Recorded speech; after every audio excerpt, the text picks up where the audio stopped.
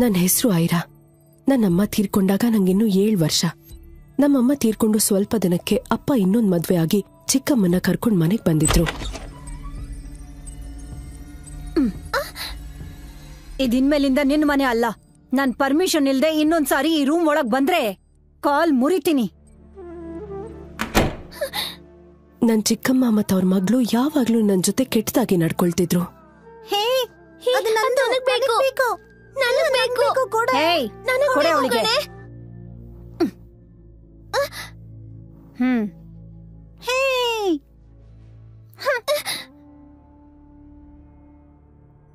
ನಾನ್ ನೋಡೋದಕ್ ತುಂಬಾನೇ ಸುಂದರವಾಗಿದ್ದೆ. ಇವಳು ಇಷ್ಟೊಂದು ಚಂದ ಕಾಣಿಸ್ತಾಳ. ಮಾಡ್ತೀನಿ. ತಡ್ಕೊಳಕಾಗ್ದೆ ಚಿಕ್ಕಮ್ಮ ಏನೋ ಒಂದ್ ಕಾರಣ ಹೇಳ್ತಾ ನಂಗ್ ಹೊಡಿತಿದ್ರು. ಏನೇ ಇದು? ಸರಿಯಾಗಿ ತೊಳಿ. ಐರಾ ತಗೋ ಕುಡಿ. ಕುಡಿ, ನಾಟಕ ಆಡ್ಬೇಡ. ಕುಡಿ, ವೇಸ್ಟ್ ಮಾಡ್ದೆ ಕುಡಿ.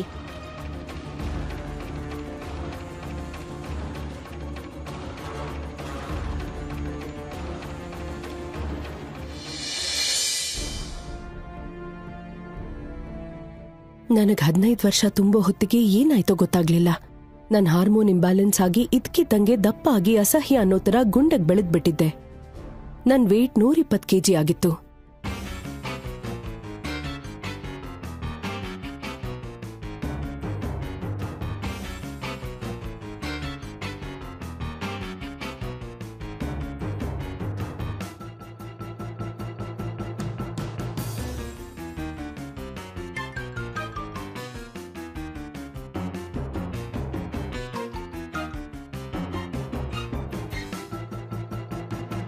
ನನ್ ಚಿಕ್ಕಮ್ಮ ಯಾರಿಗೂ ಗೊತ್ತಾಗದೆ ಇರೋ ತರ ಏನೋ ಮೆಡಿಸಿನ್ ಕೊಡ್ತಿದ್ಲು.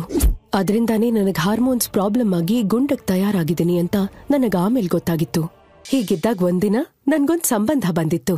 ಐರಾ, ಏನಪ್ಪ? ಇಲ್ಬಾ. ಏನಪ್ಪ? ಕುತ್ಕೋ ಕುತ್ಕೋ. ಅಪ್ಪ, ನಿನಗೆ ಅಂತ ಒಂದ್ ಹುಡುಗನ ಹುಡುಕಿದೀನಿ. ಈ ಫೋಟೋ ನೋಡು, ತಗೋ.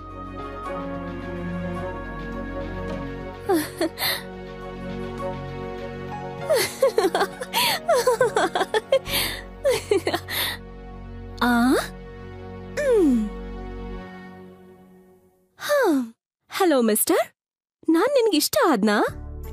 ಅಂದ್ಹಾಗೆ ನಾನ್ ನಿನ್ಗೆ ಸರಿಯಾದ ಜೋಡಿನಾ?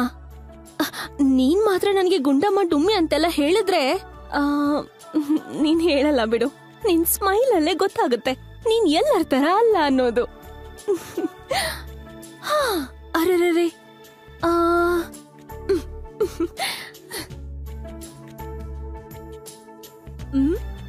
ಅಪ್ಪ, ನಮ್ ಜೋಡಿ ಎಷ್ಟು ಸೂಪರ್ ಆಗಿದೆ. ದೃಷ್ಟಿ ಆದ್ರೆ ಕಷ್ಟ. 1 ನಿಮಿಷ.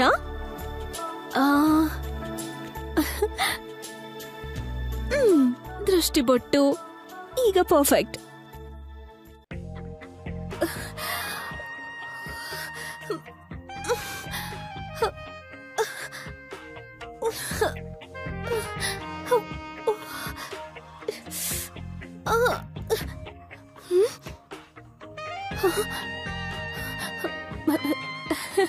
ಲಕ್ಷ್ಮಿ, ನಿನ್ ಮೇಲಾಣೆ. ನಿನ್ಗೆ ಮೆಷರ್ಮೆಂಟ್ ಕೊಟ್ಮೇಲೆ ನಾನ್ ಜಸ್ಟ್ ಸಲಾಡ್ ಡಯಟ್ ಅಲ್ಲೇ ಇದ್ದೀನಿ. ಪ್ಲೀಸ್ ನನ್ನ ಹತ್ರ ನೋಡ್ಬೇಡ, ಆಲ್ರೆಡಿ ಟೈಮ್ ಆಗ್ತಿದೆ ಅಂತ ತನ್ನ ಕಡೆ ಸಿಟ್ಟಿಂದ ನೋಡ್ತಾ ಇದ್ದ ಲಕ್ಷ್ಮಿಯನ್ನ ನೋಡ್ತಾ ಮುದ್ದಾಗಿ ಹೇಳಿದ್ಲು ಐರಾ. ಇವತ್ತು ಐರಾಳ ಮದ್ವೆ. ಈ ದಿನಕ್ಕಾಗಿ ಅವಳು ಎಷ್ಟು ದಿನದಿಂದ ಕಾದಿದ್ಲು. ಹೇಗೆಲ್ಲ ರೆಡಿ ಆಗ್ಬೇಕು ಅಂತ ಕನ್ಸನ್ನ ಕಂಡಿದ್ಲು ಅವಳಗ್ ಮಾತ್ರ ಗೊತ್ತು. ಈ ನಡುವೆ ಲಕ್ಷ್ಮಿ ಬ್ಲೌಸ್ ಹುಕ್ ಹಾಕೋದಕ್ಕೆ ಹೋದ ಫೋರ್ಸ್ಗೆ ಬ್ಲೌಸ್ ಅಲ್ಲಿದ್ದ ಹುಕ್ ಕಟ್ ಆಗಿ ಕೆಳಗ್ ಬಿತ್ತು. ಐರಾ ಲಕ್ಷ್ಮಿ ಒಬ್ರು ಮುಖ ಒಬ್ರು ನೋಡ್ತಾ ನಿಂತ್ಕೊಂಡ್ಬಿಟ್ರು. ಆ ಟೈಮ್ಗೆ ಸರಿಯಾಗಿ ಐರಾಳ ಅಪ್ಪ ಸೂರ್ಯಪ್ರಕಾಶ್ ಬಾಗಿಲು ಬಡ್ದಿದ್ರು. ಐರಾ, ಐರಾ, ಇನ್ ಎಷ್ಟೊತ್ತು? ಮೇಕಪ್ ಮಾಡ್ಕೊಂಡಿದ್ ಸಾಕು, ಬೇಗ ಬಾ. ನೀನ್ ಎಷ್ಟೇ ರೆಡಿ ಆದ್ರೂ ಕೂಡ ಎಮ್ಮೆಗೆ ಸೀರೆ ಉಡಿಸ್ದಂಗಿರತ್ತೆ. ಏನೋ ರಾವ್ ಅವ್ರಿಗೆ ನನ್ನ ಕಂಡ್ರೆ ಅದೇನೋ ಗೌರವ, ಹಾಗಾಗಿ ನೀನ ಮನೆ ತುಂಬಿಸ್ಕೊಳಕ್ ಒಪ್ಕೊಂಡ್ರು. ಅಕ್ಷತ್ ಈಗಾಗ್ಲೇ ಆಲ್ರೆಡಿ ಬೇಜಾರಲ್ಲಿದ್ದಾನೆ. ಅವನು ಕೋಪ ಬರಕ್ ಮೊದ್ಲು ಬಂದ್ ಕುತ್ಕೋ ಅಂತ ಹೇಳಿ ಹೊರಟೋದ್ರು ಐರಾಳ ಅಪ್ಪ ಸೂರ್ಯಪ್ರಕಾಶ್. ಆ ಮಾತನ್ನ ಕೇಳಿಸ್ಕೊಂಡ ಲಕ್ಷ್ಮಿ ಸಮಾಧಾನ ಮಾಡೋದಕ್ಕೆ ಮುಂದಾದ್ಲು. ಐರಾ ಕಣ್ಣಲ್ಲಿ ನೀರ್ ತುಂಬಿಕೊಂಡಿದ್ರು ಅದನ್ನ ಕಂಟ್ರೋಲ್ ಮಾಡ್ಕೊಳ್ತಾ ಲಕ್ಷ್ಮಿ ಕಡೆ ನೋಡ್ತಾ ಸಣ್ಣದಾಗಿ ಸ್ಮೈಲ್ ಮಾಡ್ತಾ ತನಗಾದ ಅವಮಾನವನ್ನ ಮನ್ಸಲ್ಲಿ ಮುಚ್ಚಿಟ್ಟು, ನೀನೇನ್ ಫೀಲ್ ಆಗ್ಬೇಡ.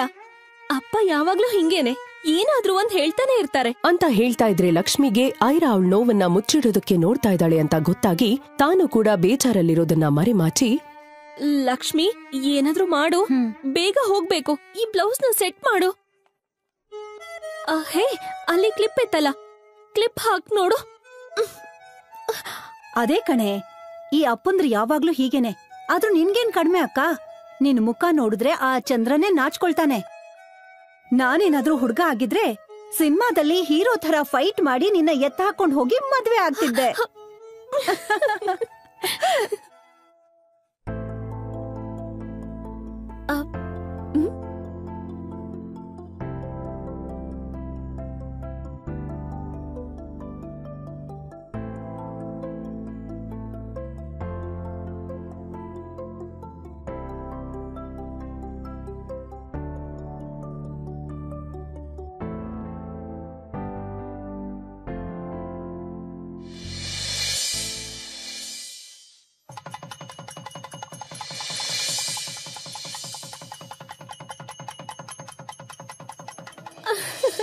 ಅಯ್ಯೋ,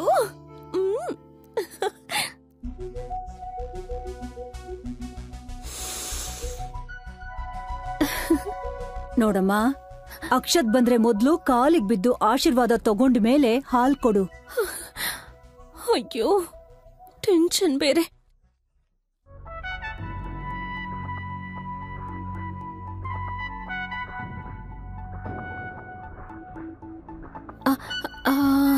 ಅವ್ರು ಬರ್ತಿದ್ದ ಹಾಗೆ ಕಾಲಿ ನಮಸ್ಕಾರ ಮಾಡ್ಬೇಕು.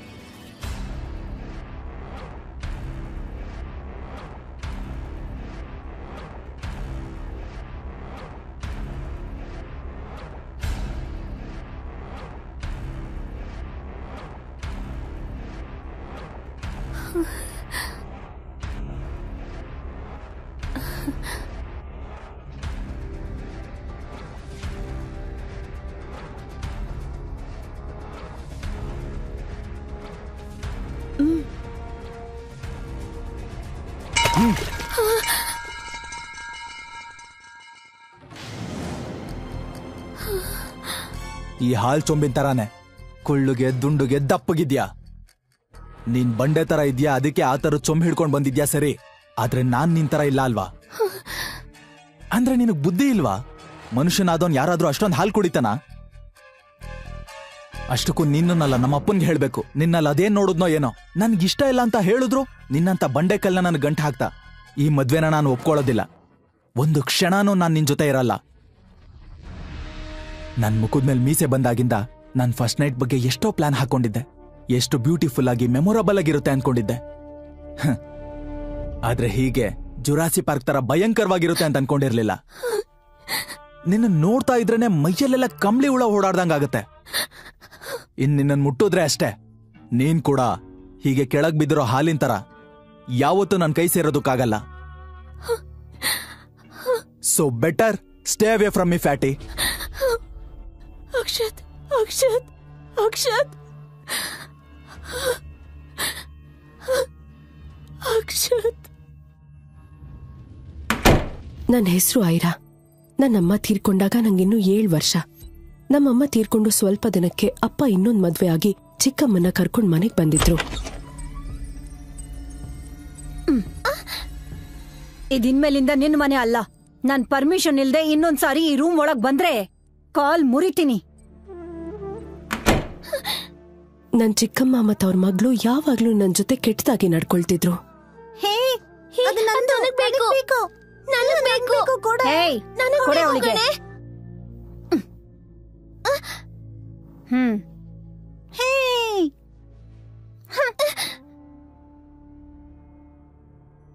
ನಾನ್ ನೋಡೋದಕ್ ತುಂಬಾನೇ ಸುಂದರವಾಗಿದ್ದೆ.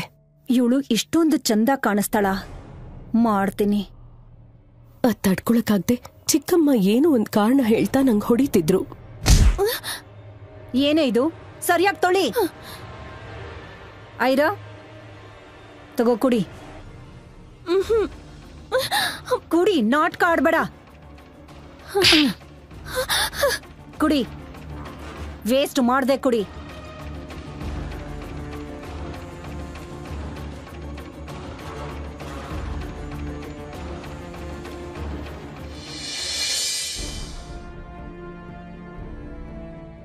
ನನಗ್ 15 ವರ್ಷ ತುಂಬೋ ಹೊತ್ತಿಗೆ ಏನಾಯ್ತೋ ಗೊತ್ತಾಗ್ಲಿಲ್ಲ. ನನ್ ಹಾರ್ಮೋನ್ ಇಂಬ್ಯಾಲೆನ್ಸ್ ಆಗಿ ಇದ್ಕಿದ್ದಂಗೆ ದಪ್ಪ ಆಗಿ ಅಸಹ್ಯ ಅನ್ನೋ ತರ ಗುಂಡಗ್ ಬೆಳೆದ್ಬಿಟ್ಟಿದ್ದೆ. ನನ್ ವೇಟ್ 120 kg ಆಗಿತ್ತು.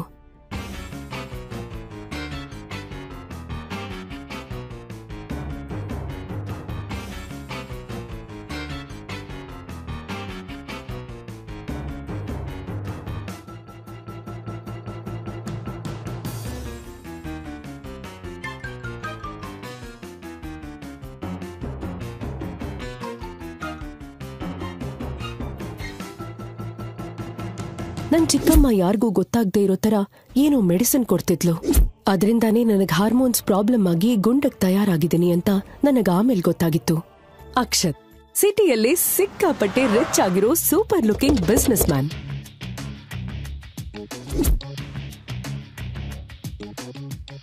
ಏಯ್, ನಾನ್ ಮದ್ವೆ ಆಗ್ಬೇಕಾಗಿರೋ ಹುಡುಗಿಗೆ ಮಿನಿಮಮ್ ಬ್ಯೂಟಿ ಆದ್ರೂ ಇರ್ಬೇಕು.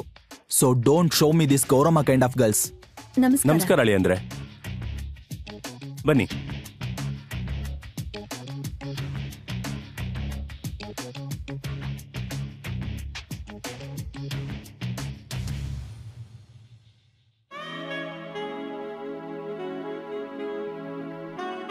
ಅಷ್ಟು ಶ್ರೀಮಂತ, ಅಷ್ಟು ಹ್ಯಾಂಡ್ಸಮ್ ಆಗಿದ್ದ ಅಕ್ಷತ್ ನನ್ ಯಾಕೆ ಮದ್ವೆ ಆಗೋಕ್ ಒಪ್ಕೊಂಡ ಅನ್ನೋದು ನನಗೆ ಅರ್ಥ ಆಗಿಲ್ಲ. ಬಟ್ ಅವತ್ ನಾನು ತುಂಬಾನೇ ಸಂತೋಷದಲ್ಲಿದ್ದೆ.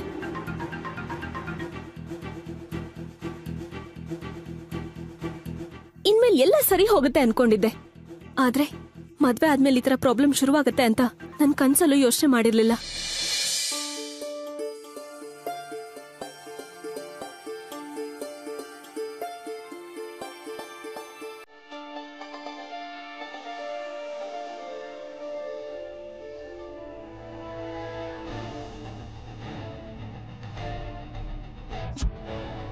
ಮದ್ವೆ ಆದ ತಕ್ಷಣ ನನ್ ಗಂಡ ಅಕ್ಷತ್ ಹೈಯರ್ ಎಜುಕೇಶನ್ಗೆ ಅಂತ ಬೇರೆ ಊರಿಗೆ ಹೋಗ್ಬಿಟ್ರು.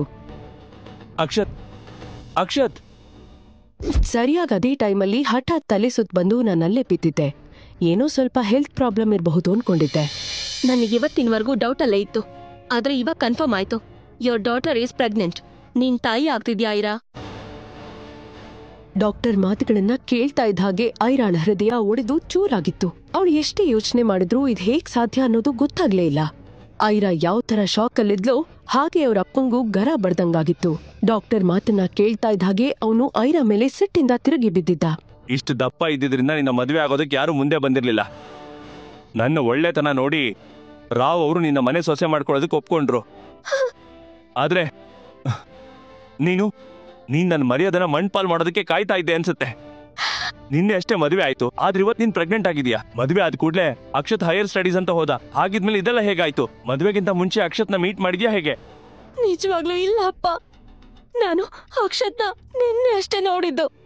ಅವನ್ ನನ್ನ ಮುಟ್ಟೋದಿರ್ಲಿ, ಅವನ್ ನನ್ನ ಕನಿಷ್ಠ ಪಕ್ಷ ಕಣ್ಣೆತ್ತ ನೋಡ್ಲಿಲ್ಲ ಅಪ್ಪ. ಮರ್ಯಾದೆ ಬಿಟ್ಟವಳೆ. ಯಾರ ಜೊತೆ ತಿರುಗಿದಕ್ಕೆ ಈ ಪಿಂಡ ಬೆಳೀತಿರೋದು?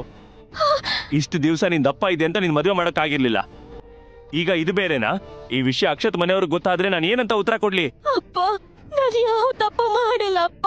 ಇದೆಲ್ಲ ಹೇಗಾಯ್ತು ಅನ್ನೋದು ನನಗೆ ಗೊತ್ತಾಗ್ತಾ ಇಲ್ಲ. ನೀನ್ ಈ ಕೂಡ್ಲೆ ಅಬಾರ್ಷನ್ ಮಾಡಿಸ್ಕೋ. ಇಲ್ದೇ ಇದ್ರೆ ನಾವ್ ಈ ಸೊಸೈಟಿಲಿ ತಲೆ ಎತ್ಕೊಂಡು ತಿರ್ಗಾಡೋಕ್ಕಾಗಲ್ಲ.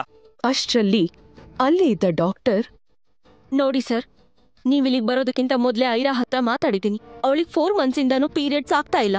ಅವಳಿಗೇನೋ ಹಾರ್ಮೋನಲ್ ಇಶ್ಯೂ ಇರೋದ್ರಿಂದ ಹೀಗಾಗ್ತಿದೆ ಅನ್ಕೊಂಡಿದ್ದೆ. ಆದ್ರೆ ಪ್ರೆಗ್ನೆಂಟ್ ಅನ್ನೋದು ಗೊತ್ತಾಗ್ಲೇ ಇಲ್ಲ. ಐರಾ ಈಗ 4 ತಿಂಗಳು ಗರ್ಭಿಣಿ. ಈಗೇನಾದ್ರೂ ಅವಳಿಗೆ ಅಬಾರ್ಷನ್ ಮಾಡಿಸಿದ್ರೆ ಅವಳ ಜೀವಕ್ಕೆ ಅಪಾಯ. I am sorry. ಅದನ್ನ ಕೇಳಿಸ್ಕೊಂಡ ಸೂರ್ಯಪ್ರಕಾಶ್ ಐರಾ ಮೇಲೆ ರೇಗೋದಕ್ ಶುರು ಮಾಡ್ದ. 4 ತಿಂಗಳ ಹಿಂದೆ ನಡೆದಿರೋ ಈ ಅನಾಚಾರದ ಬಗ್ಗೆ ನನಗೀಗ ಹೇಳ್ತಾ ಇದೀಯಾ? ನಿಜ ಹೇಳು, ನಿಜ ಹೇಳು. ಈ ಪಿಂಡ ಯಾರದ್ದು? ಅಲ್ಲ, ಅಷ್ಟು ಕಷ್ಟದಲ್ಲಿದ್ದ ನಮ್ಮನ್ನ ಕಾಪಾಡಿದ್ದೆ ಈ ರಾವ್ ಅವರು. ಈಗ ನಿನ್ನಿಂದ ಪುನಃ ನಮ್ಮ ಕುಟುಂಬ ಬೀದಿಗೆ ಬರೋ ಹಾಗಾಯ್ತು. ಆ ಮಾತುಗಳನ್ನ ಕೇಳ್ತಾ ಇದ್ದಾಗೆ ಐರಾ ಅಳೋದಕ್ ಶುರು ಮಾಡಿದ್ಲು.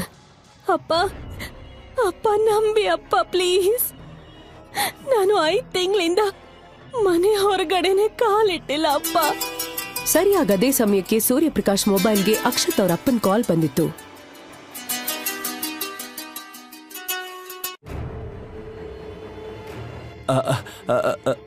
ರಾವ್ ಅವ್ರೆ, ನಮಸ್ತೆ. ಈಗಷ್ಟೇ ನಿಮ್ ಬಗ್ಗೆ ನೆನೆಸ್ಕೊತಾ ಇದ್ದೆ, ಅಷ್ಟ್ರಲ್ಲಿ ನೀವೇ ಕಾಲ್ ಮಾಡಿದ್ರಿ. ಹೇಳಿ ರಾವ್ ಅವ್ರೆ, ಅಲ್ಲೆಲ್ಲ ಓಕೆನಾ? ನೋಡಿ, ನನಗೆ ಐರಾ ಪ್ರೆಗ್ನೆನ್ಸಿ ಬಗ್ಗೆ ಈಗಾಗಲೇ ಗೊತ್ತಿದೆ. ನೀವೇನು ಚಿಂತೆ ಮಾಡಬೇಡಿ. ಆ ಮಗುನ ಅಕ್ಷತ್ ವಾರಸ್ದಾರನಾಗೋ ಹಾಗೆ ನಾನ್ ಮಾಡ್ತೀನಿ. ಯಾವುದೇ ಪರಿಸ್ಥಿತಿ ಬಂದ್ರೂ ಐರಾನ ಅಕ್ಷತ್ ಬಿಟ್ಟು ಹೋಗ್ದಿರೋ ತರ ನಾನ್ ನೋಡ್ಕೋತೀನಿ. ಸರಿ ಬೀಗ್ರೆ. ಅಂದ್ಹಾಗೆ ಐರಾ ಗರ್ಭಿಣಿ ಅನ್ನೋ ವಿಷಯ ರಾವ್ ಅವರಿಗೆ ಹೇಗ್ ಗೊತ್ತಾಯ್ತು? ಐರಾಳನ್ನ ಹುಷಾರಾಗಿ ನೋಡ್ಕೊಂತ ಅಕ್ಷತಪ್ಪ ಯಾಕೆ ಸೂರ್ಯಪ್ರಕಾಶ್ಗೆ ಹೇಳಿದ್ರು? ಅಷ್ಟಕ್ಕೂ ಅಕ್ಷತ್ ಐರಾಳನ್ನ ಇಷ್ಟ ಇಲ್ದೇ ಇದ್ರು ಮದ್ವೆ ಯಾಕಾದ? ಚಿಕ್ಕಮ್ಮ, ನೀವಾದ್ರೂ ನನ್ ಮಾತ್ ಕೇಳಿ ಚಿಕ್ಕಮ್ಮ, ಪ್ಲೀಸ್ ಚಿಕ್ಕಮ್ಮ. ಐರಾಗ್ ಡೆಲಿವರಿ ಆಗೋವರೆಗೂ ಅವಳನ್ನ ಮನೇಲೇ ಇರೋ ತರ ನೋಡ್ಕೊಳ್ಳೋದಕ್ಕೆ ಅಕ್ಷತಪ್ಪ ರಾವ್ ಅವರು ಸೂರ್ಯಪ್ರಕಾಶ್ ಹೇಳ್ತಾರೆ. ಅದೇ ರೀತಿ ಈ ವಿಷಯ ಯಾರಿಗೂ ಗೊತ್ತಾಗದೇ ಇರೋ ತರ ನೋಡ್ಕೊಳ್ಳೋದಕ್ಕೆ ಹೇಳಿದ್ರು. ಇನ್ನು 5 ತಿಂಗಳು ಅಕ್ಷತ್ ಊರ್ ಕಡೆ ಬರೋದಿಲ್ಲ ಅನ್ನೋದು ಗೊತ್ತಿದ್ದ ರಾವ್ ಐರಾ ಪ್ರೆಗ್ನೆಂಟ್ ಆಗಿರೋ ವಿಷಯವನ್ನ ಅವನಿಂದಾನು ಮುಚ್ಚಿಡೋದಕ್ಕೆ ಹೇಳ್ತಾರೆ. ರಾವ್ ಮಾತಿಗೆ ಒಪ್ಕೊಳ್ಳೋ ಸೂರ್ಯಪ್ರಕಾಶ್ ಅವ್ರು ಹೇಳ್ದಂತೆ ಮಾಡೋ ಯೋಚನೆಗೆ ಬರ್ತಾರೆ. ಆದ್ರೆ ಐರಾಳ ಅಪ್ಪ ಸೂರ್ಯಪ್ರಕಾಶ್ಗೆ ಇದುವರೆಗೂ ಅರ್ಥ ಆಗದೆ ಇರೋ ವಿಷಯ ಏನು ಅಂದ್ರೆ, ಐರಾ ಪ್ರೆಗ್ನೆಂಟ್ ಅನ್ನೋ ವಿಷಯ ರಾವ್ ಅವರಿಗೆ ಹೇಗ್ ಗೊತ್ತಾಯ್ತು? ಈ ಅಕ್ರಮ ಸಂತಾನವನ್ನ ಅವ್ರ ವಾರಸ್ದಾರನನ್ನಾಗಿ ಯಾಕೆ ಒಪ್ಕೊಳ್ತಾ ಇದ್ದಾರೆ ಅನ್ನೋದು. ಮಾರನೆಯ ದಿನ ಕಳೆದ 5 ತಿಂಗಳ ಸಿಸಿಟಿವಿ ಫುಟೇಜ್ ನೋಡಿದ ಅವರಿಗೆ ಆಶ್ಚರ್ಯ ಕಾದಿತ್ತು. ಅಂದ್ರೆ ಐರಾ ನಿಜಾನೇ ಹೇಳ್ತಿದ್ದಾಳೆ. ಕಳೆದ 5 ತಿಂಗಳಿಂದ ಯಾವ ಗಂಡಸು ಮನೆಯೊಳಗ್ ಬಂದಿಲ್ಲ. ಐರಾನು ಕೂಡ ಮನೆಯಿಂದ ಎಲ್ಲೂ ಹೊರಗೆ ಹೋಗಿಲ್ಲ. ಹೌದು ಸರ್, ಐರಮ್ಮ ನಿಜಾನೇ ಹೇಳ್ತಾ ಇದ್ದಾರೆ. ಕಳೆದ 5 ತಿಂಗಳಿಂದ ಐರಮ್ಮ ಮನೆಯಿಂದ ಹೊರಗೆ ಹೋಗಿಲ್ಲ, ಹೊರಗಡೆಯಿಂದಾನು ಯಾರೂ ಬರ್ಲಿಲ್ಲ. ಐರಾ ಪ್ರೆಗ್ನೆನ್ಸಿ ಅವಳ ತಂದೆಗೆ ಒಂಥರ ಮಿಸ್ಟ್ರಿಯಾಗೆ ಉಳ್ಕೊಂಡಿತ್ತು. ಹಾಗಿದ್ರೆ ಇದೆಲ್ಲ ಹೇಗ್ ಸಾಧ್ಯ ಆಯ್ತು? ಐರಾ ಕೂಡ ತನ್ನ ಪ್ರೆಗ್ನೆನ್ಸಿ ವಿಷಯದಲ್ಲಿ ತುಂಬಾನೇ ತಲೆ ಕೆಡಿಸ್ಕೊಂಡಿದ್ಲು. ಅವಳು ಎಲ್ಲಾನು ಮರೆಯೋದಕ್ಕೆ ಶುರು ಮಾಡಿದ್ಲು. ಯಾರ್ ಜೊತೆಗೂ ಮಾತಾಡ್ತಾ ಇರ್ಲಿಲ್ಲ. ತನ್ನ ಹೊಟ್ಟೆಲಿ ಬೆಳೀತಾ ಇರೋ ಮಗು ಜೊತೆ ಮಾತಾಡ್ತಾ ಕಾಲ ಕಳೀತಿದ್ಲು. ಇನ್ ಸ್ವಲ್ಪ ದಿನದಲ್ಲೇ ನೀನು ಹೊರಗಡೆ ಪ್ರಪಂಚ ನೋಡ್ತೀಯ. ದರಿದ್ರ ಹಿಡ್ದಿರೋ ನನ್ ಲೈಫಲ್ಲಿ ಉಳ್ಕೊಂಡಿರೋ ಅದೃಷ್ಟ ಅಂದ್ರೆ ಅದು ನೀನೆ. ಹಾಯ್ ಚಿನ್ನಿ, ಬೇಗ ಬಂದ್ಬಿಡು. I am waiting for you. ಹೀಗಿದ್ದಾಗ ಒಂದಿನ ಅವಳ ಮನೆ ಮುಂದೆ ಇದ್ದ ಹೂವಿನ ಗಿಡಕ್ಕೆ ನೀರ್ ಹಾಕ್ತಿದ್ದಾಗ ಇದ್ದಕ್ಕಿದ್ದಂತೆ ಭೂಮಿ ಕಂಪಿಸೋ ತರ ಅನ್ನಿಸ್ತು. ಏನಾಗ್ತಾ ಇದೆ ಅಂತ ತಿಳ್ಕೊಳ್ಳೋದ್ರೊಳಗೆ ಅವಳ ಮನೆ ಮೇನ್ ಗೇಟ್ ಇಂದ ಒಂದು ಸ್ಪೋರ್ಟ್ಸ್ ಬೈಕ್ ಒಳಕ್ಕೆ ಬರ್ತಾ ಇತ್ತು. ಆ ಬೈಕಲ್ಲಿ ಬಂದವನನ್ನ ಕಂಡು ಐರಾ ಶಾಕ್ ಆದ್ಲು. ಇದ್ದಕ್ಕಿದ್ದ ಹಾಗೆ ಭಯ, ಟೆನ್ಷನ್ ಜಾಸ್ತಿಯಾಗಿ ಅವಳ ಹಾರ್ಟ್ ಜೋರಾಗಿ ಬಡ್ಕೊಳ್ಳೋದಕ್ಕೆ ಶುರುವಾಯ್ತು. ಅಲ್ಲಿಗೆ ಬಂದವನು ಬೇರೆ ಯಾರೂ ಆಗಿರ್ಲಿಲ್ಲ, ಐರಾಳ ಗಂಡ ಅಕ್ಷತ್. ಎದುರಿಗೆ ಅಕ್ಷತ್ನ ನೋಡ್ತಾ ಇದ್ದಂಗೆ ಐರಾಳ ಟೆನ್ಷನ್ ಇನ್ನಷ್ಟು ಜಾಸ್ತಿ ಆಗಿತ್ತು. ಅವಳು ಗಾಬರಿಯಲ್ಲಿ, ನೀನು 5 ತಿಂಗಳು ಬಿಟ್ಕೊಂಡ್ ಬರ್ಬೇಕಿತ್ತಲ್ವಾ? ನಿನ್ ಮರ್ಯಾದೆ ಬಿಟ್ ಕೆಲ್ಸ ಕೊನೆನೇ ಇಲ್ವಾ? ಕಳ್ಳ ಪೊಲೀಸ್ನ ಕೇಳೋ ತರ ನನ್ನ ಕೇಳ್ತಾ ಇದ್ಯಾ? ಛೀ! ಇದನ್ನ ಕೇಳಿಸ್ಕೊಂಡ ಐರಾಳಿಗೆ ಒಂದೇ ಸಾರಿ ತಲೆ ತಿರುಗೋದಕ್ಕೆ ಶುರುವಾಯ್ತು. ಅವಳಿನ್ನೇನು ತಲೆ ತಿರುಗಿ ಬೀಳ್ಬೇಕು ಅನ್ನೋವಷ್ಟರಲ್ಲಿ ಸೂರ್ಯಪ್ರಕಾಶ್ ಕಾರು ಮೇನ್ ಗೇಟ್ ಇಂದ ಒಳಗ್ ಬಂದಿತ್ತು. ಸೂರ್ಯಪ್ರಕಾಶ್ ಅಕ್ಷತ್ನ ನೋಡ್ತಾ ಇದ್ದ ಹಾಗೆ ಹತ್ರ ಬಂದು, ಓಹೋ ಅಳಿಯಂದ್ರೆ, ಸಡನ್ ಆಗಿ ಬರ್ತೀನಿ ಅಂತ ಕಾಲ್ ಮಾಡಿದ್ರಿ? ಕಾಲೇಜ್ಗೆ ಹಾಲಿಡೇ ಶುರು ಆಯ್ತಾ? ಮದ್ವೆಯಾಗಿ 4 ತಿಂಗಳು ನಂತರ ಬಂದಿದ್ದೀನಿ. ಇದೇನಾ ನೀವ್ ನಿಮ್ಮ ಹಳ್ಳಿಯನ್ ವೆಲ್ಕಮ್ ಮಾಡೋ ರೀತಿ? ಏನೋ ಇಲ್ಲಿ ತುಂಬಾ ಬದಲಾವಣೆ ಆಗಿರೋ ತರ ಇದೆ. ಅಕ್ಷತ್ ಐರಾ ಹೊಟ್ಟೆಯನ್ನೇ ನೋಡ್ತಾ ತನ್ನ ಜೇಬಲ್ಲಿದ್ದ ಡ್ರಿಂಕ್ಸ್ ಬಾಟಲ್ ತೆಗೆದು ಕುಡಿಯೋದಕ್ಕೆ ಶುರು ಮಾಡ್ದ. ಬಂದಾಗಿಂದಾನು ಅವನ್ ಕಣ್ಣು ಐರಾಳ ದಪ್ಪ ಹೊಟ್ಟೆಯ ಮೇಲೆ ಇತ್ತು. ಸಿಚುವೇಶನ್ ನ ಡೈವರ್ಟ್ ಮಾಡ್ಬೇಕು ಅಂತ ಸೂರ್ಯಪ್ರಕಾಶ್ ಅಕ್ಷತ್ಗೆ, ಬನ್ನಿ ಅಳಿ ಅಂದ್ರೆ ಒಳಗ್ ಹೋಗಿ ಕೂತ್ ಮಾತಾಡೋಣ. ನೋಡಿ ಅಳಿ ಅಂದ್ರೆ, ನಿಮ್ಗೆ ಈ ಮದ್ವೆ ಇಷ್ಟ ಇರ್ಲಿಲ್ಲ ಅನ್ನೋದು ನನ್ಗೆ ಅರ್ಥ ಆಗುತ್ತೆ. ನಿಮ್ಗೆ ಅರ್ಥ ಆಗಿರೋ ವಿಷಯ ನಮ್ಮ ಅಪ್ಪನ್ಗೆ ಯಾಕೆ ಅರ್ಥ ಆಗ್ತಾ ಇಲ್ಲ? ಬೇಡ ಅಂದ್ರು ಈ ಬಂಡೆಕಲ್ ತರ ಇರೋಳ್ನ ನಾನು ಬಲವಂತವಾಗಿ ಮದ್ವೆ ಮಾಡಿದ್ರು. ಇವಾಗ ಈ ಅಕ್ರಮ ಸಂತಾನನು ನನ್ ತಲೆ ಕಟ್ಟೋದಕ್ ನೋಡ್ತಿದ್ದಾರೆ. ಈ ಡುಮ್ಮಿನ ನನ್ ತಲೆ ಕಟ್ಟಿ ನನ್ ಮೇಲೆ ಯಾಕೆ ಹಾಗೆ ತೀರಿಸ್ಕೊಳ್ತಾ ಇದ್ದೀರೋ ಗೊತ್ತಿಲ್ಲ. ಇವಳು ನೋಡ್ದಾಗ್ಲೆಲ್ಲ ನಾನ್ ಮಾಡದೇ ಇರೋ ತಪ್ಪಿಗೆ ಶಿಕ್ಷೆ ಅನುಭವಿಸ್ತಾ ಇರೋ ತರ ಅನ್ನಿಸ್ತಾ ಇದೆ. ಇವಳ ಜೊತೆ ಒಂದು ಕ್ಷಣನೂ ಇರೋಕಾಗದೇ ಇದ್ದಿದ್ದಕ್ಕೆ ತಾನೆ ನಾನ್ ಮದ್ವೆ ಮಂಟಪದಿಂದಾನೆ ಹೊರಟೋಗಿದ್ದು. ಅಕ್ಷತ್ ಅಷ್ಟು ಜೋರಾಗಿ ಕೂಗ್ತಾ ಇದ್ರೆ ಅಷ್ಟು ಟೈಮಿಂದ ತನ್ನಲ್ಲೇ ಹಿಡಿದಿಟ್ಕೊಂಡಿದ್ದ ಸಿಟ್ಟನ್ನ ನಾನ್ ಸ್ಟಾಪ್ ಆಗಿ ಹೊರಗೆ ಹಾಕಿದ್ದ. ಇನ್ನು ಅವಳ ಮೇಲಿದ್ದ ಸಿಟ್ಟು ಕಡಿಮೆ ಆಗದೆ ಐರಾಳನ್ನ ನೋಡಿ ನಾಚಿಕೆ ಬಿಟ್ಟವಳನ್ನ ಯಾರ್ದೋ ಮಗುನ ಹೊಟ್ಟೆಲಿ ಇಟ್ಕೊಂಡು ನನ್ನನ್ ಮದ್ವೆ ಮಾಡ್ಕೊಂಡ್ಲು. ಇಷ್ಟೆಲ್ಲ ಆದ್ರೂ ಇವತ್ ನನ್ ಮುಂದೆ ಹೇಗ್ ಮರ್ಯಾದೆ ಇಲ್ದೆ ನಿಂತಿದ್ದಾಳೆ. ಅದೇಗ್ ಅನ್ಕೊಂಡಿದ್ಯಾ ಹುಟ್ಟೋ ಮಗುಗೆ ನನ್ನ ಇನ್ಶಿಯಲ್ ಸಿಗುತ್ತೆ ಅಂತ? ಯಾರ್ದೋ ಮಗುನ ರಾವ್ ಅವ್ರ ಕುಟುಂಬದ ವಾರಸ್ದಾರ ಮಾಡ್ಬೋದು ಅಂತಾನಾ? ಅಕ್ಷತ್ ಮಾತನ್ನ ಕೇಳ್ತಾ ಇದ್ದ ಹಾಗೆ ಐರಾ ಮನ್ಸಲ್ಲಿ ನೋವಿಗಿಂತ ಕೋಪ ಹೆಚ್ಚಾಗಿತ್ತು. ಇಷ್ಟು ದಿನ ಬಾಡಿ ಶೇಮಿಂಗ್ ಆಗಿ ಅವಮಾನಕ್ಕೊಳಗಾಗಿದ್ದ ಐರಾಗೆ ಇನ್ನು ಹುಟ್ಟದೇ ಇರೋ ಮಗು ಬಗ್ಗೆ ಅಕ್ಷತ್ ಕೆಟ್ಟದಾಗಿ ಮಾತಾಡ್ತಿರೋದು ಸಹಿಸ್ಕೊಳ್ಳೋದಕ್ಕೆ ಆಗ್ಲಿಲ್ಲ. ಯಾರೋ ಒಬ್ಬ ತನ್ನ ಮಗು ಬಗ್ಗೆ ಕೆಟ್ಟದಾಗಿ ಹೇಳ್ತಾ ಇದ್ರೆ ನಾನ್ ಯಾಕೆ ಸುಮ್ನಿರ್ಬೇಕು ಅಂತ ಅನ್ಕೊಂಡು ಮಗು ಬಗ್ಗೆ ಯೋಚನೆ ಮಾಡ್ತಾ ಐರಾ ಒಂದೇ ಸಮನೆ ಧೈರ್ಯದಿಂದ ಸಾಕು ಸಾಕು, ಈ ಮದ್ವೆ ಮೇಲೆ ನನಗೆ ನಂಬಿಕೆನೇ ಇಲ್ಲ ಅಂದ್ಲು. ಇದನ್ನ ಕೇಳಿಸ್ಕೊಂಡ ಅಕ್ಷತ್ ಮತ್ತು ಸೂರ್ಯಪ್ರಕಾಶ್ ಒಂದು ಕ್ಷಣ ಶಾಕ್ ಆದ್ರು. ಅಷ್ಟೊಂದು ಅಮಾಯಕಿಯಾಗಿದ್ದ ಐರಾಳಿಗೆ ಇಷ್ಟೊಂದು ಧೈರ್ಯ ಎಲ್ಲಿಂದ ಬಂತು ಅನ್ನೋದು ಅಕ್ಷತ್ಗೆ ಗೊತ್ತೇ ಆಗ್ಲಿಲ್ಲ. ಆದ್ರೂ ನನಗೆ ಎದುರುತ್ರ ಕೊಡಕ್ಕೆ ಎಷ್ಟ್ ಕೊಬ್ಬೆ ಉಳಿಗೆ ಅಂತ ಅನ್ಕೊಂಡ್ ಸಿಟ್ಟಿಂದ ಹತ್ರ ಬರ್ಬೇಕು ಅನ್ನುವಾಗ ಸೂರ್ಯಪ್ರಕಾಶ್ ಅವರು, ಐರಾ ಆರೋಗ್ಯ ಈಗ ಅಷ್ಟೇನ್ ಸರಿ ಇಲ್ಲ, ನೀವು ಅವಳ ಮಾತನ್ನ ಸೀರಿಯಸ್ ಆಗಿ ತಗೋಬೇಡಿ. ಒಂದ್ ವೇಳೆ ಹುಟ್ಟ ಮಗುವಿಂದ ನಿಮ್ಗೆ ತೊಂದರೆ ಆಗತ್ತೆ ಅಂದ್ರೆ ಆ ಮಗುನ ಹುಟ್ಟಿದ ಕೂಡ್ಲೆ ಐರಾ ಇಂದ ನಾನು ಆ ಮಗುನ ಶಾಶ್ವತವಾಗಿ ದೂರ ಮಾಡ್ತೀನಿ. ನಿಜಾಳಿ ಅಂದ್ರೆ ನನ್ ಮಾತ್ ನಂಬಿ. ಸ್ವಂತ ತಂದೆಯ ಬಾಯಿಂದ ಇಂಥದ್ದೊಂದು ಮಾತ್ನ ಕೇಳ್ತಾ ಇದ್ದ ಹಾಗೆ ಐರಾಗ್ ಶಾಕ್ ಆಗಿತ್ತು. ಅವಳ ತಂದೆ ಇಷ್ಟೊಂದು ಕಟುಕ ಅಂತ ಅನ್ಕೊಂಡಿರ್ಲಿಲ್ಲ. ಅವಳಿಗ್ ಒಂದು ಕ್ಷಣ ಉಸಿರು ನಿಂತೋಗೋ ತರ ಆಯ್ತು. ಸರಿಯಾಗ ಅದೇ ಸಮಯಕ್ಕೆ ಐರಾಳಿಗೆ ಹೆರಿಗೆ ನೋವು ಶುರುವಾಗಿತ್ತು. ಆ ನೋವು ತಡೆಯೋದಕ್ಕಾಗದೆ ಅವಳು ಕೆಳಗ್ ಬೀಳ್ತಾ ಇರುವಾಗ ಅಪ್ಪ ಸೂರ್ಯಪ್ರಕಾಶ್ ಅವಳನ್ನ ಹಿಡ್ಕೊಂಡ. ಅರ್ಜೆಂಟಲ್ಲಿ ಅಪ್ಪ ಆಂಬ್ಯುಲೆನ್ಸ್ ಕಾಲ್ ಮಾಡಿದ್ದ. ಇದೆಲ್ಲವನ್ನ ನೋಡ್ತಾ ಇದ್ದ ಅಕ್ಷತ್ ತನಗೂ ಇದಕ್ಕೂ ಸಂಬಂಧನೇ ಇಲ್ಲ ಅನ್ಕೊಂಡು ಕನಿಕರ ಇಲ್ದೆ ಅಲ್ಲಿಂದ ಹೊರಟು ಹೋಗ್ತಾನೆ. ಕತ್ಲಾಗ್ತಾ ಇದ್ದ ಹಾಗೆ ಐರಾಳಿಗೆ ನಿಧಾನವಾಗಿ ಪ್ರಜ್ಞೆ ಬರೋದಕ್ಕೆ ಶುರುವಾಗಿತ್ತು. ಮಗು ಕೂಗ್ತಾ ಇರೋ ಶಬ್ದ ಕಿವಿಗ್ ಬಿದ್ದಿದ್ದೆ ತಡ ಅವಳ ಕಣ್ಣು ನಿಧಾನವಾಗಿ ಓಪನ್ ಆಗಿತ್ತು. ನಿಮ್ಗೆ ಅವಳಿ ಚೌಳಿ ಮಕ್ಳು ಮೇಡಮ್. ಒಂದು ಸ್ವೀಟ್ ಲಿಟಲ್ ಗರ್ಲ್, ಇನ್ನೊಂದು ಕ್ಯೂಟ್ ಬಾಯ್.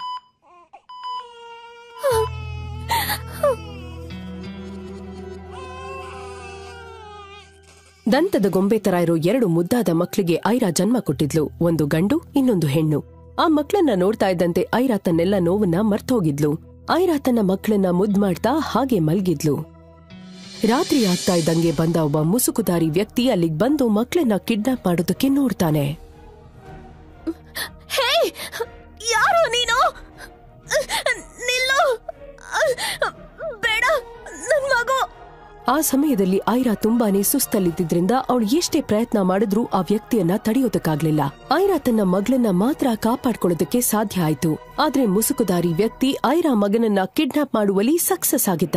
ಇಲ್ಲಿದ್ರೆ ಮಗಳಿಗೂ ಮುಂದೊಂದಿನ ಪ್ರಾಬ್ಲಮ್ ಆಗುತ್ತೆ ಅನ್ನೋ ಭಯ ಐರಾಳ ಟೆನ್ಷನ್ ಅನ್ನ ಹೆಚ್ಚಿಸಿತ್ತು. ಹಾಗಿದ್ರೆ ಯಾರ ಮುಸುಕುದಾರಿ ವ್ಯಕ್ತಿ? ಅವನ್ ಯಾಕೆ ಐರಾಳ ಮಗುವನ್ನ ಮಾತ್ರ ಕಿಡ್ನಾಪ್ ಮಾಡಿದ್ದ?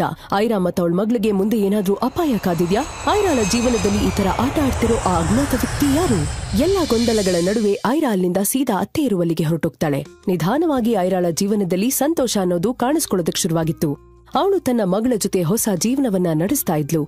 ನೋಡ್ತಾ ಇದ್ದಂಗೆ 6 ವರ್ಷ ಕಳೆದೋಗಿತ್ತು. ಈ 6 ವರ್ಷದಲ್ಲಿ ತುಂಬಾನೇ ಚೇಂಜಸ್ಗಳಾಗಿದ್ವು. ಐರಾ ಒಬೆಸಿಟಿ ಪ್ರಾಬ್ಲಮ್ ಇಂದ ಹೊರಗ್ ಬಂದು ನಾಜುಕಾಗಿ ಸೂಪರ್ ಆಗಿ ರೆಡಿ ಆಗಿದ್ಲು. ಈಗ ಅವಳನ್ನ ಗುರ್ತಿಡಿಯೋದು ಯಾರಿಗಾದ್ರೂ ಕಷ್ಟನೇ. ಅಷ್ಟ್ ಮಾತ್ರ ಅಲ್ಲ, ಈ 6 ವರ್ಷದಲ್ಲಿ ಐರಾ ಒಬ್ಳು ಫೇಮಸ್ ನ್ಯೂರೋ ಸರ್ಜನ್ ಆಗಿ ಡಾಕ್ಟರ್ ಸಂಯುಕ್ತ ಶರ್ಮಾ ಆಗಿ ಬದಲಾಗಿದ್ಲು.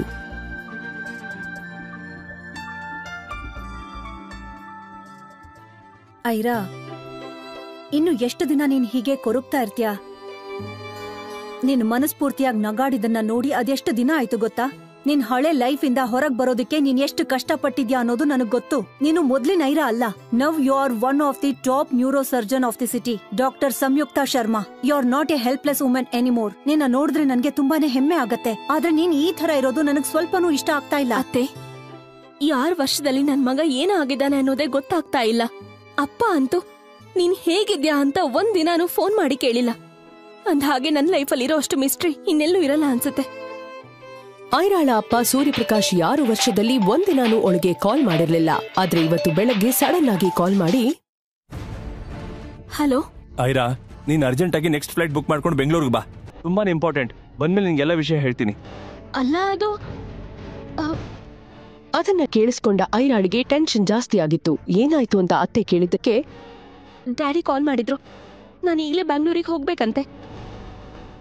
ಸಡನ್ ಆಗಿ ಏನಾಯ್ತೋ ಏನೋ, ತುಂಬಾನೇ ಅರ್ಜೆಂಟ್. ಅಲ್ಲಿ ಬಂದ್ಮೇಲೆ ಎಲ್ಲ ಹೇಳ್ತೀನಿ ಅಂತ ಹೇಳಿದ್ರು. ನಿಜ ಹೇಳ್ಬೇಕಂದ್ರೆ ಐರಾಗೆ ಬೆಂಗಳೂರು ಅಂದ್ರೇನೆ ಭಯ ಹುಟ್ಟಿಸಿತ್ತು. ಯಾಕಂದ್ರೆ ಅವಳ ಲೈಫಲ್ಲಿ ನಡೆದು ಹೋಗಿದ್ದ ಕೆಟ್ಟ ವಿಚಾರಗಳು, ಹಳೆ ನೆನಪುಗಳು ಅವಳನ್ನ ತುಂಬಾನೇ ಕಾಡ್ತಿತ್ತು. ಅವಳ 6 ವರ್ಷದ ಮಗಳ ಮೇಲೆ ಇದ್ಯಾವುದರ ನೆರಳು ಬೀಳ್ಬಾರ್ದು ಅನ್ಕೊಂಡಿದ್ಲು. ಆದ್ರೆ ಇವತ್ತು ಐರಾ ಪರಿಸ್ಥಿತಿನ ಎದುರಿಸೋದಕ್ಕೆ ತಯಾರಾಗಿದ್ಲು. ಅವಳಿದ್ದಕ್ಕಿದ್ದಂತೆ ತನ್ನ ಮನಸ್ಸನ್ನ ಗಟ್ಟಿ ಮಾಡ್ಕೊಂಡು, ಈ ಪ್ರಾಬ್ಲಮ್ ಇಂದ ಇನ್ನೆಷ್ಟು ದಿನ ಓಡೋಗ್ತಾ ಇರ್ತೀಯ ಐರಾ? 6 ವರ್ಷದಲ್ಲಿ ಆಗದೆ ಇರೋ ಕೆಲ್ಸನ ಈಗ ಪೂರ್ತಿ ಮಾಡೋ ಅವಕಾಶ ನಿನಗ್ ಸಿಕ್ಕಿದೆ. ಕಳ್ದೋಗಿರೋ ನಿನ್ ಮಗನ್ನ ಹೇಗಾದ್ರೂ ಮಾಡಿ ಹುಡುಕ್ಲೇಬೇಕು ಅಂತ ಆಲೋಚಿಸ್ತಾ ಐರಾ ತನ್ನ ಬ್ಯಾಗ್ ಪ್ಯಾಕ್ ಮಾಡ್ಕೊಂಡು ಮಗಳ ಜೊತೆ ಬೆಂಗಳೂರು ಫ್ಲೈಟ್ ಹತ್ತಿದ್ಲು. ಫ್ಲೈಟ್ ಲ್ಯಾಂಡ್ ಆಗ್ತಾ ಇದ್ದಂಗೆ ಐರಾಳ ಫೋನ್ ರಿಂಗ್ ಆಗಿತ್ತು. ಐರಾ ಫೋನ್ ರಿಸೀವ್ ಮಾಡ್ತಾ ಇದ್ದಂತೆ ಅಪ್ಪ, ಐರಾ, ನಿನ್ನ ಪಿಕಪ್ ಮಾಡೋದಕ್ಕೆ ಅಕ್ಷತ್ ಏರ್ಪೋರ್ಟ್ಗೆ ಬರ್ತಿದ್ದಾನೆ. ಅಷ್ಟ್ ಮಾತ್ರ ಹೇಳಿ ಸೂರ್ಯಪ್ರಕಾಶ್ ಸುಮ್ನಾಗ್ತಾನೆ. ಸ್ವಲ್ಪ ಹೊತ್ತಿಗೆ ಪುನಃ, ನೀನ್ ಅಕ್ಷತ್ ಜೊತೆ ಮನೆಗೆ ಬಂದ್ಬಿಡು. ಬಂದ ಮೇಲೆ ಎಲ್ಲ ಡೀಟೇಲ್ ಆಗಿ ಹೇಳ್ತೀನಿ, ಸರಿನಾ? ಆ ಮಾತು ಐರಾಳನ್ನ ಯೋಚನೆ ಮಾಡೋ ತರ ಮಾಡ್ಬಿಡ್ತು. ಅಕ್ಷತ್ ನನ್ನ ಪಿಕಪ್ ಮಾಡೋಕ್ ಬರ್ತಿದ್ದಾನ? ಆದ್ರೆ ಯಾಕೆ? 6 ವರ್ಷದಲ್ಲಿ ಫೋನ್ ಆಗ್ಲಿ ಮೆಸೇಜ್ ಆಗ್ಲಿ ಮಾಡ್ದೇ ಇರೋನು ಈಗ ನನ್ನೇನಕ್ ಮೀಟ್ ಆಗೋದಕ್ ನೋಡ್ತಿದ್ದಾನೆ. ಅಪ್ಪ ನನ್ನ ಹತ್ರ ಏನ್ ಹೇಳೋದಕ್ ನೋಡ್ತಿದ್ದಾರೆ? ಸರಿ ಬಾ, ಲೆಟ್ಸ್ ಗೋ. ಈ ಬಗ್ಗೆ ಯೋಚನೆ ಮಾಡ್ತಾ ಏರ್ಪೋರ್ಟ್ ಎಕ್ಸಿಟ್ ಕಡೆ ಐರಾ ಹೊರಟಿದ್ಲು. ಈ ಕಡೆ ಸೂರ್ಯಪ್ರಕಾಶ್ ಹೇಳ್ದಂತೆ ಅಕ್ಷತ್ ಕೂಡ ಐರಾಳನ್ನ ಕಾಯ್ತಾ ನಿಂತಿದ್ದ. ಈ ಆನೆ ಮರಿನ ಕರ್ಕೊಂಡು ಹೋಗೋದಕ್ಕೆ ನಾನ್ ಬರ್ಬೇಕಿತ್ತ. ಅಪ್ಪ ಹಾಕಿರೋ ಡಬ್ಬಾ ಕಂಡೀಷನ್ಸ್ಗೆ ಬೆಲೆ ಕೊಟ್ಟು ಬಂದೆ. ಇಲ್ಲ ಅಂದ್ರೆ ಇಷ್ಟೊತ್ತಿಗೆ ಆ ರಾಹುಲ್ ಪಾಟೀಲ್ ಚಿಲ್ಲಾಗಿರ್ತಿದ್ದೆ. ಏಯ್ ಅಕ್ಷತ್, ಆ ಆನೆ ಮರಿ ಇಲ್ದೇನೆ 6 ವರ್ಷ ಆರಾಮಾಗಿದ್ದಲ್ಲ ಗುರು. ಈಗ ಮತ್ತೆ ಅವಳ ಮುಖ ನೋಡ್ಬೇಕಾ? ಏನ್ ಕರ್ಮನೋ ಮತ್ತೆ ಎಂಟ್ರಿ ಆಗ್ತಿದ್ದಾಳೆ. ಹಠಾತ್ ಆಗಿ ಅಕ್ಷತ್ ಕಣ್ಣು ಏರ್ಪೋರ್ಟ್ ಗೇಟ್ ಕಡೆ ಹೋಗಿತ್ತು. ಅಲ್ಲಿ ಬರ್ತಾ ಇದ್ದ ಬ್ಯೂಟಿಫುಲ್ ಹುಡುಗಿಯೊಬ್ಳನ್ನ ನೋಡ್ತಾ ಇದ್ದ ಹಾಗೆ ಅಕ್ಷತ್ ಕಳ್ದ್ ಹೋಗಿದ್ದ. ಇದುವರೆಗೂ ಇಷ್ಟು ಸೂಪರ್ ಆಗಿರೋ ಫಿಗರ್ನ ಕಂಡೇ ಇಲ್ಲ ಅನ್ನೋ ತರ ಅಕ್ಷತ್, ಓ ಗಾಡ್, ಆಫ್ಟರ್ ಸೋ ಲಾಂಗ್ ಬೆಂಗಳೂರಲ್ಲಿ ಇಂಥ ಒಂದ್ ಬ್ಯೂಟಿ ನೋಡ್ತಾ ಇದ್ದೀನಿ. ಅಕ್ಷತ್ ಸ್ವಲ್ಪನೂ ಟೈಮ್ ವೇಸ್ಟ್ ಮಾಡದೆ ರೇಲಿಂಗ್ ನ ಜಂಪ್ ಮಾಡಿ ಸೀದಾ ಆ ಹುಡುಗಿ ಇರೋ ಕಡೆ ಓಡಿ ಬರ್ತಾನೆ. ಫಾಸ್ಟ್ ಆಗಿ ಬಂದಿದ್ದ ಅಕ್ಷತ್ ಅವಳೆದುರಿಗೆ ಬಿದ್ದಿದ್ದ ಗ್ಲಾಸ್ನ ತೆಗೆಯೋ ನೆಪದಲ್ಲಿ ಅವಳನ್ನೇ ನೋಡ್ತಾ ನಿಂತಿದ್ದ. ಐರಾಳ ರೂಪ ಕಂಪ್ಲೀಟ್ ಚೇಂಜ್ ಆಗಿದ್ರಿಂದ ಅವನು ಅವಳನ್ನ ಗುರ್ತ್ ಹಿಡಿಲಿಕ್ಕೆ ಆಗಿರ್ಲಿಲ್ಲ. ಅಕಸ್ಮಾತ್ ಆಗಿ ಅಕ್ಷತ್ನ ನೋಡಿದ್ದ ಐರಾ ಶಾಕ್ ಆಗಿದ್ಲು. ಒಂದು ಕ್ಷಣ ಅವಳಿಗೆ ಹಳೆಯ ಕಹಿ ಘಟನೆಗಳೆಲ್ಲ ನೆನ್ಪಾಗಿತ್ತು. ಯಾರನ್ನ ತಾನು ಜೀವನ ಪೂರ್ತಿ ಮರ್ತೇ ಬಿಡಬೇಕು ಅಂದ್ಕೊಂಡಿದ್ಲೋ, ಪುನಃ ಅವನೇ ತನ್ನೆದ್ರು ನಿಂತು ಅವಮಾನ ಮಾಡೋ ಅವಕಾಶ ಸಿಕ್ತಾ ಅಂತ ಕನ್ಫ್ಯೂಸ್ ಆಗಿ ಆತರ ಏನಾದ್ರೂ ಆದ್ರೆ ಚಪ್ಲಿಲೆ ಹೊಡಿಬೇಕು ಅನ್ಕೊಂಡ್ಲು ಐರಾ. ಆದ್ರೆ ತನ್ನ ಮಗಳಿಗೆ ಯಾವ ವಿಚಾರನೂ ಗೊತ್ತಾಗ್ಬಾರ್ದು ಅಂತ ಸುಮ್ನಾಗಿದ್ಲು. ಆಗ ಸಡನ್ ಆಗಿ ಅಕ್ಷತ್, ಹೆಲೋ ಬ್ಯೂಟಿಫುಲ್, ನೀವು ಫಸ್ಟ್ ಟೈಮ್ ಬೆಂಗಳೂರಿಗೆ ಬಂದಿದ್ದೀರಾ ಅಂತ ಅನ್ಸತ್ತೆ. ಯಾಕಂದ್ರೆ ನಾನ್ ನಿಮ್ಮನ್ನ ಇದಕ್ಕೂ ಮೊದಲು ಬೆಂಗಳೂರಲ್ಲಿ ನೋಡಿರ್ಲಿಲ್ಲ. ಅದನ್ನ ಕೇಳಿಸ್ಕೊಂಡ ಐರಾಗೆ ಅವಾಗ ಅರ್ಥ ಆಗಿತ್ತು ಅಕ್ಷತ್ ತನ್ನನ್ನ ಗುರ್ತ್ ಹಿಡಿಲಿಲ್ಲ ಅನ್ನೋದು. ಅಕ್ಷತ್ ಮಾತನ್ನ ನೆಗ್ಲೆಕ್ಟ್ ಮಾಡ್ತಾ ಟ್ಯಾಕ್ಸಿ ಡ್ರೈವರ್ಗೆ ಕಾಲ್ ಮಾಡ್ತಾಳೆ ಐರಾ. ಹಲೋ, ಎಲ್ಲಿದ್ದೀರಾ ಅಣ್ಣ? ಎಂಟ್ರೆನ್ಸ್ ಅಲ್ಲಿ ಇದೀನಿ ಮೇಡಮ್, ಬಂದೆ. ಸರಿ. ಅವಳು ಮರ್ತೇ ಬಿಡ್ಬೇಕು ಅನ್ಕೊಂಡಿರೋರಲ್ಲಿ ಅಕ್ಷತ್ ಕೂಡ ಒಬ್ಬ. ಆದ್ರೆ ಅಕ್ಷತ್ ಮಾತ್ರ ಅವಳನ್ನ ಅಡ್ಡ ಹಾಕ್ತಾ, ಹೇ, ಟ್ಯಾಕ್ಸಿ ಯಾಕೆ? ನಿನಗೆ ಎಲ್ಲಿಗೆ ಹೋಗ್ಬೇಕು ಅಂತ ಹೇಳು, ನಾನಲ್ಲಿಗೆ ಡ್ರಾಪ್ ಮಾಡ್ತೀನಿ. ಹೌದು, ಈ ಸಣ್ಣ ಮಗು ಯಾರು? ಕ್ಯೂಟ್ ಗರ್ಲ್, ನಿಮ್ ತಂಗಿನಾ? ಅದನ್ನ ಕೇಳಿಸ್ಕೊಂಡ ಸ್ವೀಟಿ ಜೋರಾಗಿ ನಗಾಡಿದ್ಲು. ಅಷ್ಟೊತ್ತಿಗೆ ಟ್ಯಾಕ್ಸಿನೂ ಬಂದಿತ್ತು. ಐರಾ ಅರ್ಜೆಂಟಲ್ಲಿ ಸ್ವೀಟಿನ ಟ್ಯಾಕ್ಸಿಯಲ್ಲಿ ಕೂರಿಸಿ ಅವಳು ಕೂತ್ಕೊಂಡ್ಲು. ಇನ್ನೇನು ಟ್ಯಾಕ್ಸಿ ಹೊರಡ್ಬೇಕು ಅನ್ನುವಾಗ ಅಕ್ಷತ್, ಬೆಂಗಳೂರಿಗೆ ಬಂದಾಗ ಏನಾದ್ರೂ ಹೆಲ್ಪ್ ಬೇಕಾದ್ರೆ ಒಂದ್ ಹೆಸರು ನೆನ್ಪಿಟ್ಕೊಳ್ಳಿ, ರಾವ್ ಅಂಡ್ ಕೋ. ನೀವ್ ಯಾರನ್ನ ಕೇಳಿದ್ರು ಕೂಡ್ಲೆ ಕರ್ಕೊಂಡ್ ಬಂದು ನಮ್ಮ ಮನೆ ಮುಂದೆ ಇಳಿಸೋಗ್ತಾರೆ. ತಗೊಳ್ಳಿ ನನ್ ವಿಸಿಟಿಂಗ್ ಕಾರ್ಡ್. ಡ್ರೈವರ್ ಹೊರಡಿ. Hello miss. ಅರೆ, ಅಟ್ಲೀಸ್ಟ್ ನಿಮ್ ಹೆಸರಾದ್ರೂ ಹೇಳಿ. ಇಷ್ಟು ದೊಡ್ಡ ಸಿಟಿಲಿ ನಿಮ್ಮನ್ನ ನಾನು ಹೇಗೆ ಹುಡ್ಕೋದು? ಅಕ್ಷತ್ ಮಾತ್ರ ಐರಾಳನ್ನ ಹಾಗೆ ನೋಡ್ತಾ ನಿಂತ್ಬಿಟ್ಟ. ಐರಾ ತನ್ನ ತಂದೆ ಮನೆಗೆ ಎಂಟ್ರಿ ಆಗಿದ್ಲು.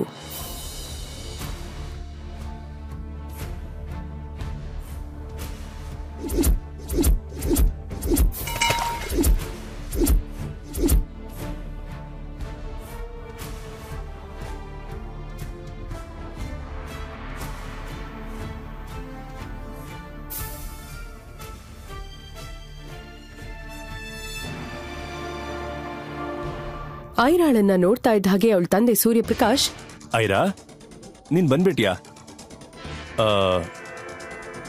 ಅಕ್ಷತೆಯಲ್ಲಿ? ಐರಾ ತನ್ನ ಅಪ್ಪನ ಮಾತಿಗೆ ಉತ್ತರ ಕೊಡದೆ, ಈಗ್ಲಾದ್ರೂ ಹೇಳ್ತೀರಾ ಇಷ್ಟ ಅರ್ಜೆಂಟಲ್ಲಿ ನನ್ನ ಯಾಕೆ ಬರಕ್ ಹೇಳಿದ್ದು ಅಂತ? ಐರಾಳ ಅಪ್ಪ ತಡಬಡಿಸ್ತಾ, ಅಶ್ವಿನಿ ಅಶ್ವಿನಿ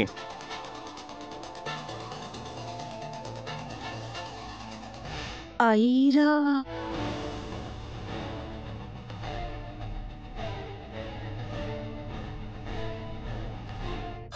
ಐರಾ ನೀನು 2 ಪೇಪರ್ಸ್ ಮೇಲೆ ಸೈನ್ ಹಾಕ್ಬೇಕು.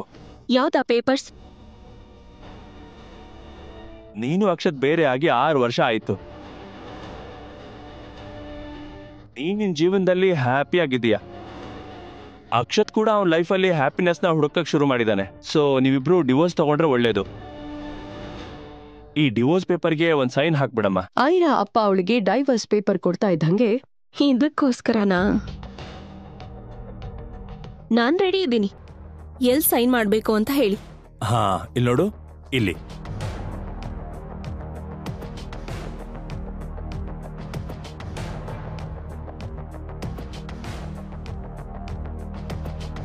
ಹಿಂದೂ ಮುಂದೂ ಯೋಚನೆ ಮಾಡದೆ ಅದರಲ್ಲಿ ಸೈನ್ ಮಾಡಿದ ಐರಾ, ಅಪ್ಪ, ಅಕ್ಷತ್ ಅವರಪ್ಪಂಗೆ ನಾವು ಡಿವೋರ್ಸ್ ತಗೊಳ್ಳೋದು ಇಷ್ಟ ಇಲ್ಲ ಅಂತ ಹೇಳ್ತಿದ್ರಿ, ಮತ್ತೆ ಅವರೀಗ ಇದಕ್ಕೆ ಒಪ್ಕೊಂಡಿದ್ದಾರಾ? ಆ ಪ್ರಶ್ನೆ ಬರ್ತಾ ಇದ್ದಂಗೆ ಸೂರ್ಯಪ್ರಕಾಶ್, ಬಹುಶಃ ನೀನ್ ಸರಿಯಾಗಿ ಕೇಳಿಸ್ಕೊಂಡಿಲ್ಲ ಅನ್ಸುತ್ತೆ. ನೀನ್ 2 ಪೇಪರ್ ಮೇಲೆ ಸೈನ್ ಹಾಕ್ಬೇಕು ಅಂತ ನಾನು ಹೇಳಿದ್ದು. ಒಂದು ಡಿವೋರ್ಸ್ ಪೇಪರ್ ಮೇಲೆ, ಇನ್ನೊಂದು ಅಕ್ಷತ್ ಅವರ ಅಪ್ಪನಿಗೋಸ್ಕರ ಅಂತ ಹೇಳ್ತಾ ಸೂರ್ಯಪ್ರಕಾಶ್ ಇನ್ನೊಂದಷ್ಟು ಪೇಪರ್ನ ಐರಾಳಿಗೆ ಕೊಡ್ತಾನೆ. ಐರಾ ಪೇಪರಲ್ಲಿರೋ ಒಂದೊಂದೇ ಅಂಶವನ್ನ ನೀಟಾಗಿ ಓದೋದಕ್ಕೆ ಶುರು ಮಾಡಿದ್ಲು. ಅದನ್ನ ಓದ್ತಾ ಇದ್ದಂಗೆ ಅವಳು ಸಿಟ್ಟು ಸಿಡಿಯೋದಕ್ಕೆ ಶುರುವಾಗಿತ್ತು. ಅವಳು ಒಮ್ಮೆಲೆ ಅಪ್ಪನನ್ನ ನೋಡಿ, ಒಬ್ರು ತಂದೆ ಆಗಿ ಈ ಪೇಪರ್ಸ್ ಮೇಲೆ ಸೈನ್ ಹಾಕು ಅಂತ ಹೇಗ್ ಹೇಳ್ತೀರಾ? ಅಕ್ಷತ್ ಅವರಪ್ಪ ಈ ಕಂಡೀಷನ್ಸ್ ಹಾಕಿದಕ್ಕೆ ನೀವು ಒಪ್ಕೊಂಡ್ರಾ? ನನಗೀಗ ಗೊತ್ತಾಯ್ತು, ದಪ್ಪಗಿದ್ದ ನನ್ನ ಅವ್ರ ಮನೆ ಸೊಸೆ ಮಾಡ್ಕೊಳ್ಳೋದಕ್ಕೆ ಅವತ್ಯಾಕೆ ಒಪ್ಕೊಂಡ್ರು ಅಂತ. ಹಾಗಾದ್ರೆ ಅಕ್ಷತ್ ಅವ್ರ ತಂದೆ ಇಟ್ಟಿದ್ದ ಕಂಡೀಷನ್ಸ್ ಆದ್ರೂ ಏನು? ಆ ಪೇಪರಲ್ಲಿ ಏನ್ ಬರ್ದಿತ್ತು? ಮಗನ ಒಪ್ಪಿಗೆ ಇಲ್ದೇ ಇದ್ರು ಅಕ್ಷತ್ ತಂದೆ ಅವತ್ತು ಐರಾಳನ್ನ ಮನೆ ಸೊಸೆ ಮಾಡ್ಕೊಳ್ಳೋದಕ್ಕೆ ಏನ್ ಕಾರಣ? ಅಷ್ಟಕ್ಕೂ ಐರಾ ಪ್ರೆಗ್ನೆಂಟ್ ಆಗೋದ್ರ ಹಿಂದಿದ್ದ ರಹಸ್ಯವಾದ್ರೂ ಏನು? ಈ ಎಲ್ಲಾ ಪ್ರಶ್ನೆಗಳಿಗೆ ಉತ್ತರ ತಿಳ್ಕೊಡೋದಕ್ಕೆ ಕೂಡ್ಲೇ ಪಾಕೆಟ್ FM ಡೌನ್ಲೋಡ್ ಮಾಡಿ ಹಾಗೂ ಕೇಳಿ ಸೂಪರ್ ಹಿಟ್ ಸ್ಟೋರಿ ಐರಾ.